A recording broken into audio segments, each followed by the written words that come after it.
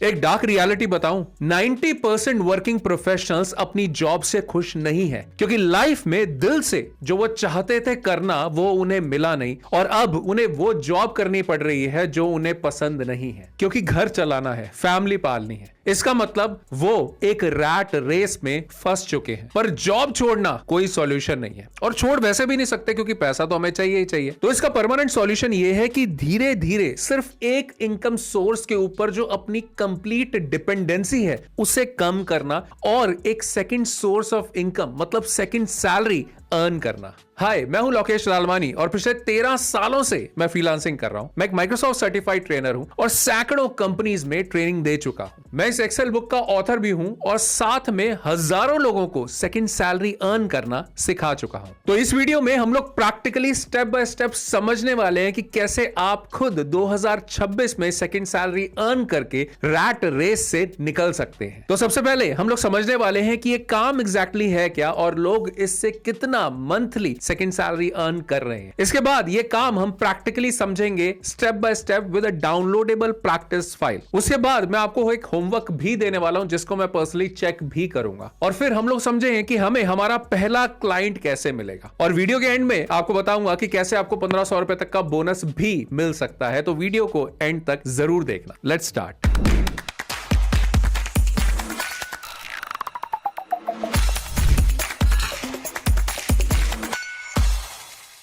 Alright, तो ये काम है माइक्रोसॉफ्ट एक्सेल के अंदर एक ह्यूज डेटाबेस पे डेटा की फॉर्मेटिंग करना और सिर्फ फॉर्मेटिंग नहीं, वो भी कंडीशनल बेस्ड फॉर्मेटिंग करना। अब लोग इससे कितना सेकंड सैलरी अर्न कर रहे हैं उसके लिए हम लोग आ चुके हैं fiverr.com के ऊपर जो one of the top freelancing platform है और यहां पर हम देखते हैं कि कोई चार्ज कर रहा है करीबन 1400 रुपए, कोई चार्ज कर रहा है करीबन 2800 रुपए, कोई चार्ज कर रहा है करीबन 450 रुपए, कोई चार्ज कर रहा है करीबन 10,000 रुपए से ज्यादा। अब जितने भी आप यहां पर पैकेजेस देख रहे हैं ये इनके बेसिक लेवल के पैकेजेस हैं। एग्जाम्पल के तौर पे अगर मैं यहां पर ये गिग ओपन करता हूं और यहां पर ये डेटा को क्लीन करते हैं, फॉर्मेट करते हैं, सॉर्ट करते हैं, ये सारी चीजों की अगर आप देखेंगे तो बहुत ही छोटे स्मॉल प्रोजेक्ट के करीबन 1 घंटे काम के चार्ज कर रहे हैं करीबन 1400 रुपए। स्टैंडर्ड पैकेज में करीबन 2.5 घंटे के काम के जो कि 10,000 आइटम्स क्लीन करने के चार्ज कर रहे हैं करीबन 3300 रुपए और प्रीमियम पैकेज के अंदर ये अमाउंट पहुंच जाता है करीबन 7,000 रुपए का। और आप यहां पर इनके कंप्लीटेड ऑर्डर्स देखकर हैरान हो जाएंगे जो कि करीबन 645 मतलब करीबन 650 ऑर्डर्स हैं। लाखों रुपए ये इंसान एक प्लेटफॉर्म से और वो भी सिर्फ 1 गिग से कमा चुका है और वो भी बेसिक एक्सेल का काम करके। इसका मतलब ये अच्छी खासी सेकंड सैलरी अर्न कर रहे हैं हर महीना एक्सेल के थ्रू फ्रीलांसिंग करके। अब हम समझते हैं प्रैक्टिकली काम कैसे होगा। इसके लिए मैंने अपना एक रियल लाइफ प्रोजेक्ट जो मुझे क्लाइंट से मिला था उसका एक डमी डेटा यहां पर मैंने रखा है जिसमें मैंने कुछ फिगर्स चेंज करी हैं, कुछ वैल्यूज चेंज करी हैं और स्टिल मैंने जो डेटा रखा है करीबन 14,000 से 15,000 रोज का डेटा रखा है। मतलब आपको एक अच्छा खासा आइडिया लग जाना चाहिए कि एक रियल लाइफ प्रोजेक्ट कैसे होता है, राइट। तो सबसे पहले हम लोग समझेंगे डेटा, उसके बाद समझेंगे क्लाइंट की रिक्वायरमेंट और उसके बाद मैं आपको प्रैक्टिस के लिए ये फाइल देने वाला हूं जिसके अंदर एक डिफरेंट डेटा आपको दूंगा और साथ में होमवर्क भी दूंगा और उस होमवर्क को मैं चेक भी करूंगा। बट ये सब करने से पहले इस वीडियो को जरा पॉज करके मुझे कमेंट सेक्शन में एक बात बताओ कि क्या आपने कभी एक्सेल का यूज किया है या नहीं किया है। अगर किया है तो क्या आपने एक्सेल के अंदर कभी डेटा की फॉर्मेटिंग करी है, क्या कंडीशनल फॉर्मेटिंग का कभी यूज किया है, कभी पिवट टेबल्स का यूज किया है या कभी मैक्रोस का यूज किया है या नहीं करना। जरूर मुझे अभी बताना ताकि मैं आपका नॉलेज लेवल समझ सकूं एक्सेल के अंदर और आगे आने वाले वीडियोस में वैरायटी ऑफ प्रोजेक्ट्स आपको करके दिखा सकूं जिससे आप जल्द से जल्द सेकंड सैलरी अर्न करना स्टार्ट कर सके। तो कमेंट राइट नाउ। ऑलराइट, तो सबसे पहले हम डेटा देख लेते हैं। तो सबसे पहले हमारे पास क्या गिवन है, ये एक इंश्योरेंस कंपनी का डेटा है, राइट। हमारे पास डेट गिवन है, हमारे पास एजेंट आईडी गिवन है, हमारे पास प्रोडक्ट गिवन है, हमारे पास रीजन गिवन है, कौन से रीजन में सेल हुई है और कस्टमर टाइप गिवन है, कौन सा तरह का कस्टमर था जिसने ये इंश्योरेंस ली related to the product. Individual था, ठीक है, स्मॉल मीडियम एंटरप्राइज था, लार्ज कॉर्पोरेट था, नॉन प्रॉफिट ऑर्गेनाइजेशन था, ये सब गिवन है यहाँ पर। और जो कॉल हमारे एजेंट ने करी थी राइट, उसकी ड्यूरेशन क्या थी, क्या वो क्वेरी रिजॉल्व हुई या नहीं हुई, ठीक है, क्या सेटिस्फेक्शन रेशियो था उस कॉल का, क्वांटिटी ऑफ अपसेल, मतलब जो क्वांटिटी अपसेल करना चाहते थे वो कितनी हुई है, कितनी क्वांटिटी अपसेल हुई है और कितने अमाउंट की क्वांटिटी बेची गई है। तो ये सारा डेटा करीबन 14,500 15,000 के आसपास आप पकड़ के चलो कि रोज का डेटा है हमारे पास। अब क्लाइंट की रिक्वायरमेंट हम समझ लेते हैं, वो एक नहीं, दो नहीं, बल्कि तीन टास्क क्लाइंट ने हमें दी है, ठीक है। तो पहले मैं आपको ये करके दिखाऊंगा और फिर आपको ये फाइल दूंगा, आपको ये तो प्रैक्टिस करना ही है, उसके बाद होमवर्क भी देने वाला हूं। देखो क्लाइंट हमें प्रोजेक्ट क्यों दे रहा है वो समझना जरूरी है, क्योंकि अगर आप देखोगे, अगर आप खुद देखो या मैं इस डेटा को देखूं तो करीबन 15,000 रोज के डेटा को सिर्फ देखकर यह अंदाजा नहीं लगाया जा सकता कि ट्रेंड किस तरफ जा रहा है। आप समझ रहे हैं कि कौन ज्यादा सेल कर रहा है, किस टाइम पे ज्यादा सेल हो रही है, किस टाइम पे कम सेल हो रही है, क्यों ड्यूरेशन ज्यादा है कॉल की, क्यों ड्यूरेशन कम है, या ड्यूरेशन ज्यादा है तो सेल ज्यादा हो रही है, या ड्यूरेशन कम है तो सेल कम हो रही है, कोई ऐसा कोरिलेशन है। ये सिर्फ डेटा देखकर पता नहीं लगाया जा सकता। इसीलिए क्लाइंट ने हमें कुछ ऐसी रिक्वायरमेंट्स दी हैं। अगर आप देखोगे कि कुछ इस तरह के अलग अलग टास्क दिए हैं, अगर ये टास्क हम इंप्लीमेंट कर देते हैं इस डेटा के ऊपर, तो एक्चुअल में क्लाइंट पता कर पाएगा और उसके बेस पर डिसीजन ले पाएगा कि अब उसको आगे क्या करना है, जिससे वो अपनी सेल्स या अपसेल जो है वो इंक्रीज कर पाए और जो टाइम वेस्ट है उसको डिक्रीज कर पाए, कॉस्ट को डिक्रीज कर पाए। ये सारी चीजें मैटर करेंगी अगर हम उसको ये टास्क करके देंगे। क्लियर हो गया? अब पहला जो टास्क है वो ये कहता है कि अपसेल अमाउंट अगर 150 या उससे कम है तो रेड कलर हो जाना चाहिए, है ना। तो इसका मतलब पता चले कि वहां पे अपसेल इतना कम क्यों हुआ है, क्योंकि आप देखोगे कहीं पे अपसेल हुआ ही नहीं है। तो अगर 84 सेकंड्स की कॉल हुई है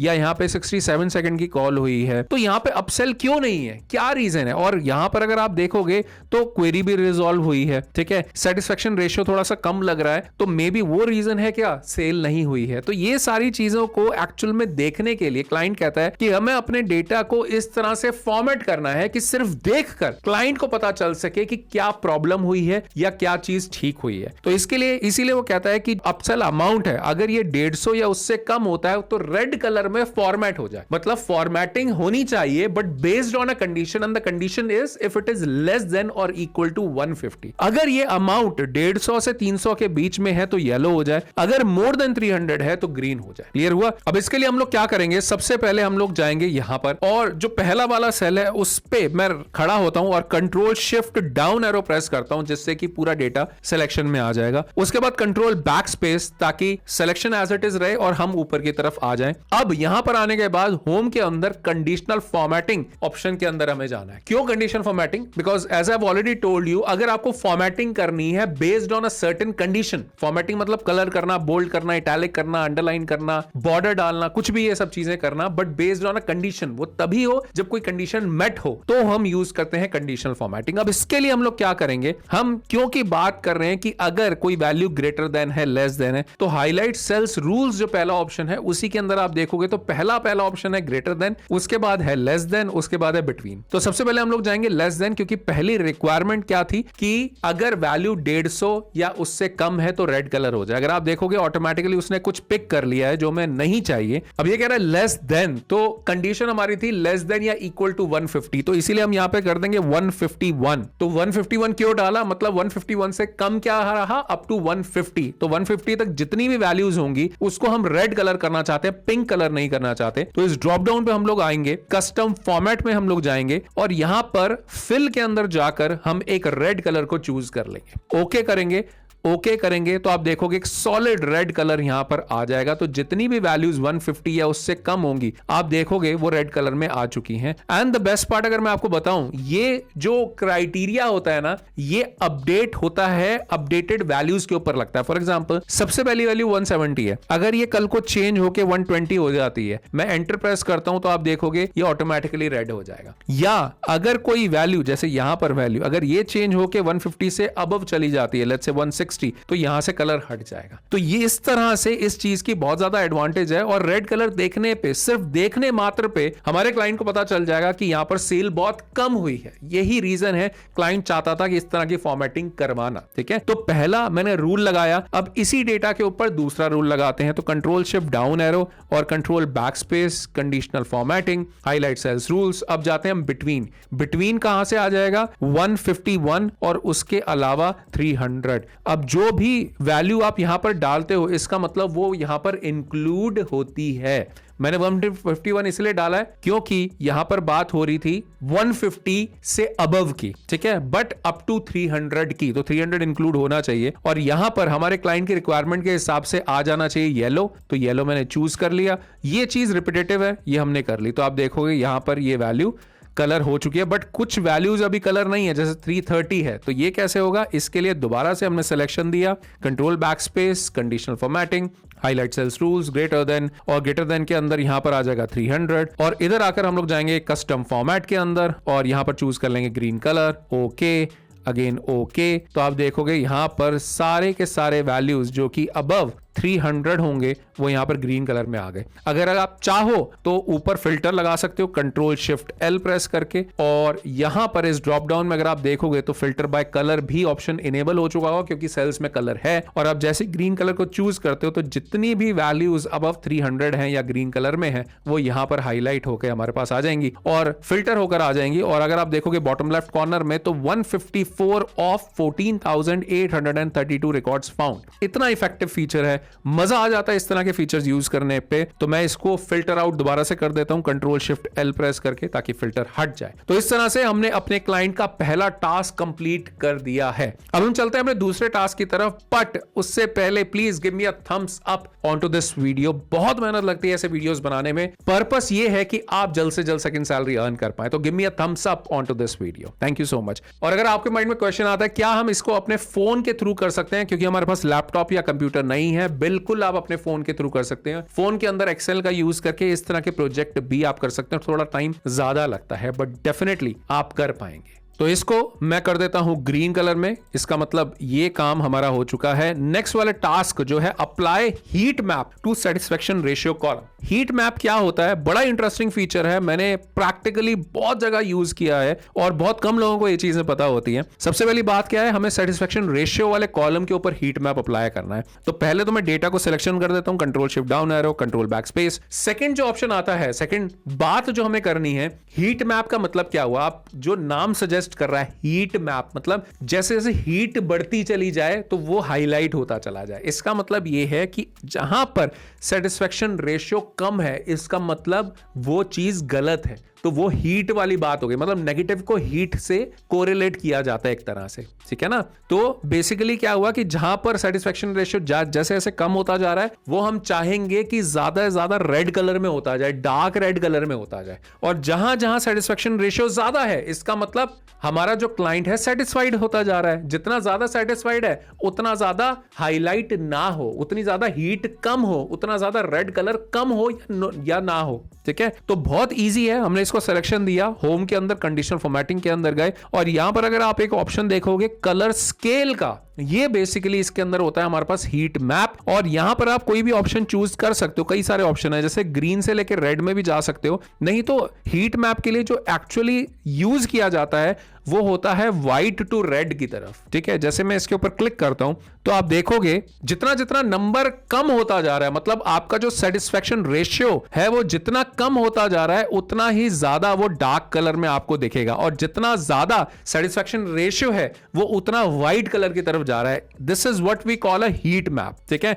अगर मैं आपको ऊपर फिल्टर करके दिखाऊं तो शायद आपको और ज्यादा बेहतर तरीके से समझ में आ सकता है। कंट्रोल शिफ्ट एल लगाया और उसके बाद हम यहां पर गए और सपोज करिए कि मैं यहां पर ये पहले जो नंबर्स हैं जो कि बहुत कम है उनको मैं अगर सिलेक्शन दे दूं तो देखो कितने ज्यादा रेड की तरफ ये लोग जा रहे हैं। और यही अगर मैं यहां पर इनको डीसेलेक्ट करके नीचे मैक्सिमम वैल्यूज को सिलेक्शन में देता हूं तो आप देखोगे करीबन ये व्हाइट कलर में होंगे। तो ये दिखा रहा है कि अगर सेटिस्फेक्शन रेशियो कम है तो वो डार्कर रेड की तरफ जाता जा रहा है, और अगर सेटिस्फेक्शन रेशियो ज्यादा है तो वो व्हाइट है, मतलब वो एक पीस का या काम का सिंबल है। तो अब हमने अपना सेकंड टास्क भी कंप्लीट कर दिया है। अब हम चलते हैं थर्ड टास्क की तरफ और इसके बाद मैं आपको होमवर्क भी देने वाला हूं जिसको मैं चेक भी करूंगा।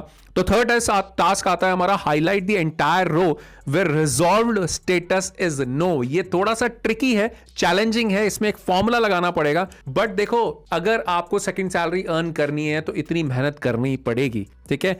ये कोई शॉर्टकट स्कीम नहीं है, ये सॉलिड अर्निंग पोटेंशियल इसके अंदर है। People are earning very good, तो इसीलिए थोड़ी सी मेहनत है और कंपटीशन कम है, क्योंकि यहां पे स्मार्टनेस और हार्डवर्क ज्यादा है, ठीक है, और अर्निंग भी ज्यादा है। अब हम चलते हैं highlight the entire row where the resolve status is no. अब क्लाइंट ये कहता है कि भाई जहां जहां पे ये देखो इस तरह से नो लिखा हो वहां पर वो पूरी रो हाईलाइट हो जाए, ये क्लाइंट की रिक्वायरमेंट है। अब इसके लिए हम लोग क्या करते हैं, सबसे पहले हम डेटा को पूरा सिलेक्शन दे देंगे, ठीक है, पूरा का पूरा सिलेक्शन दे देंगे। और बेटर यहां पर ये है क्योंकि हमने इन पे ऑलरेडी हाईलाइट किया हुआ है, तो इन रोज को हम छोड़ देते हैं, क्योंकि अदरवाइज ये ओवरराइड कर देगा, ठीक है, नेक्स्ट वाला कलर। तो सिलेक्शन हम इतना देते हैं। उसके बाद हम जाते हैं कंडीशनल फॉर्मेटिंग में। अब ये कोई प्री डिफाइंड रूल नहीं है, इसलिए हम इसके अंदर नहीं जा सकते। जब भी हमें कोई फॉर्मूला लगाना होता है तो हमें जाना पड़ता है न्यू रूल के अंदर। तो ये लेवल थोड़ा सा कॉम्प्लेक्स है, लेकिन थोड़ा मैंडेटरी भी है अगर हमें अर्निंग करनी है तो हम यहां पर जाएंगे थोड़ा सा नीचे, use a formula to determine which cell to format, मतलब एक फॉर्मूला लगाओ कि वो पता कर सके कि किस सेल को फॉर्मेट करना है। अब यहां पर हम क्या करेंगे, लिखेंगे इक्वल टू, और जिस कॉलम की हम बात कर रहे हैं रिजॉल्व्ड कॉलम की, तो G2 मतलब जो सेकंड रो से डेटा स्टार्ट हो रहा है, तो G2 मतलब पहले सेल की बात करेंगे। तो यहां पर आप ध्यान रखना, सबसे पहले लगाना है आपको डॉलर, डॉलर के बाद G2। डॉलर क्यों लगाया, क्योंकि मैंने फ्रीज किया है कॉलम को, G को, ताकि फॉर्मेट मतलब जो कंडीशन है वो सिर्फ G कॉलम के बेस पे हो, लेकिन जो हाईलाइट होगा वो पूरी रो हो जाएगी, ठीक है, इसीलिए मुझे फ्रीज करना पड़ा। अगर आपको फ्रीजिंग नहीं पता, मैंने अपने ऑलरेडी कुछ वीडियोस में बताया हुआ है और आगे भी जरूर बताऊंगा। तो अगर नहीं पता तो कमेंट में मुझे बता देना कि आपको फ्रीजिंग या रेफरेंसेस की एक्सेल में नॉलेज नहीं है, तो एक प्रॉपर वीडियो मैं इसके ऊपर और लेकर आ जाऊंगा जल्दी। तो $G2 लगाया, ठीक है। अगर मैं ये बोलता हूं दिस इज इक्वल टू, और अब मैं लिखूंगा नो, तो मतलब जहां जहां पे नो है, लेकिन जब भी आप टेक्स्ट लिखते हो फॉर्मूला के अंदर तो उसको डबल कोट्स मतलब इन्वर्टेड कॉमा में लिखना होता है, क्योंकि एक्सेल एक टेक्स्ट ब्लाइंड प्रोग्राम है, उसको टेक्स्ट नहीं समझ में आता। तो NO नो और डबल कोट्स में लिख दिए। केस सेंसिटिव नहीं होता तो आप कैपिटल में लिखो, स्मॉल में लिखो, फर्क नहीं पड़ता, ठीक है। अब हम जाएंगे फॉर्मेट के ऊपर और यहां पर चूज कर लेते हैं रेड, ओके, और इसके बाद अगेन ओके। तो आप देखोगे जितने भी रोज जहां जहां पे नो है वहां पर रो जो है एंटायर रो हाईलाइट हो गई है। इससे हमारे क्लाइंट को बहुत फर्क पड़ेगा, बहुत इजीली डिटेक्ट हो पाएगा कि एक्चुअल में कहां पे क्वेरी रिजॉल्व नहीं हुई है। और जैसा मैंने आपको ऑलरेडी बताया कि ये डायनामिक होता है, सपोज यहां पर अगर नो हो जाए फ्यूचर में, एंटर प्रेस किया तो ये भी हाईलाइट हो गई। इस तरह से इस फीचर का बहुत ज्यादा यूज है और इस तरह से हमने कंडीशनल फॉर्मेटिंग को बहुत अच्छे से समझ भी लिया और हमने 3 टास्क को भी कंप्लीट किया, जिसके बदले क्लाइंट हमें अच्छी खासी सेकंड सैलरी पे करने के लिए तैयार है। क्लियर हुआ? अब ये तो आपको प्रैक्टिस करना ही है। मैं आपको ये शीट देने से पहले जितनी भी कंडीशन फॉर्मेटिंग है वो यहां से हटा दूंगा और इनफैक्ट आपको बता देता हूं कैसे हटती है। तो आपको क्या करना है, अगर आपको शीट से कंडीशन फॉर्मेटिंग को हटाना है, या तो आप सिलेक्टेड सेल से हटा सकते हो या एंटायर शीट से हटा सकते हो। उसके लिए आपको सिंपली जाना है कंडीशनल फॉर्मेटिंग। अगर आपको सिलेक्टेड सेल से हटाना है तो उन सेल्स को पहले सेलेक्ट करना पड़ेगा। मैंने कोई सेल्स को सेलेक्ट नहीं किया तो मैं सिंपली कहता हूं clear rules from the entire sheet. तो जितने भी रूल अभी तक मैंने लगाए थे वो सारे हट गए हैं, ताकि आपको एक फ्रेश वर्कबुक मिलेगी डाउनलोड करने के लिए। उसके ऊपर आपको ये सारे प्रैक्टिस करने हैं। बट उससे पहले जरा इस वीडियो को प्लीज लाइक कर दो। मुझे बहुत ज्यादा मोटिवेशन मिलती है इस तरह के वीडियोस बनाने में जब आप वीडियो को लाइक और कमेंट करते हो, तो लाइक जरूर करना। अब बात करते हैं आपके होमवर्क की। तो यहां पर डेटा मैंने चेंज कर दिया, डेटा मैंने थोड़ा छोटा रखा है ताकि आप कन्वीनियंटली प्रैक्टिस कर सकें। और होमवर्क क्या है, आपको क्या करना है कि हाईलाइट करना है एंटायर रो, जो मैंने लास्ट वाला करके दिखाया ना, सिमिलर चीज आपको करनी है सेल्स डेटा के ऊपर। जहां पर सेल्स अमाउंट 5000 से ज्यादा है वो रो, एंटायर रो जो है वो हाईलाइट हो जाए। एक आपको हिंट दे देता हूं, क्योंकि 5000 कोई टेक्स्ट नहीं है तो इसमें डबल कोट्स मत लगाना, ठीक है। सीधा आप लिख देना ग्रेटर देन, इक्वल टू नहीं, ग्रेटर देन 5000। बाकी आपको अपने आप करना है, ठीक है। हिंट मैंने आपको दे दिया है। और जब आप ये काम करोगे, अब ये कैसे पता चलेगा कि आपने ये ठीक किया है या नहीं किया, इसके लिए मैं आपके होमवर्क को चेक करने वाला हूं। कैसे? जब आप ये काम करोगे तो कितनी नंबर ऑफ रोज हाईलाइट हुई हैं। याद है मैंने फिल्टर लगाया था और फिल्टर लगा के बॉटम लेफ्ट कॉर्नर में लिखा आ जाता है कि कितनी रो आई हैं, है ना, फिल्टर्ड हुई हैं। तो वो जो नंबर है, आपको नंबर ऑफ हाईलाइटेड रोज इसी वीडियो के कमेंट सेक्शन में आके कमेंट में लिखना है कि इतनी नंबर ऑफ रोज हाईलाइट हुई हैं। ठीक है, मैं हर एक कमेंट को चेक करने वाला हूं। अगर आपका आंसर ठीक होगा तो आपको अप्रिशिएट करूंगा आपकी मेहनत के लिए, और अगर गलत होगा तो बताऊंगा कि सही आंसर क्या है और इसको कैसे ठीक कर सकते हैं। तो कमेंट जरूर करना। और इस फाइल का लिंक ऑलरेडी मैंने इस वीडियो के डिस्क्रिप्शन बॉक्स में दिया हुआ है, आप वहां से जाकर इसको डाउनलोड करके प्रैक्टिस जरूर करना। अब हम बात करते हैं नेक्स्ट पार्ट की कि आपको पहला क्लाइंट कैसे मिलेगा। देखो, freelancer.com, upwork.com, peoplepara.com, fiverr.com, ये जितने भी प्लेटफॉर्म है बहुत यूजफुल हैं। आई नो कि कंपटीशन बहुत ज्यादा है, लेकिन इन पे जरूर प्रोफाइल बनाना, डटे रहना।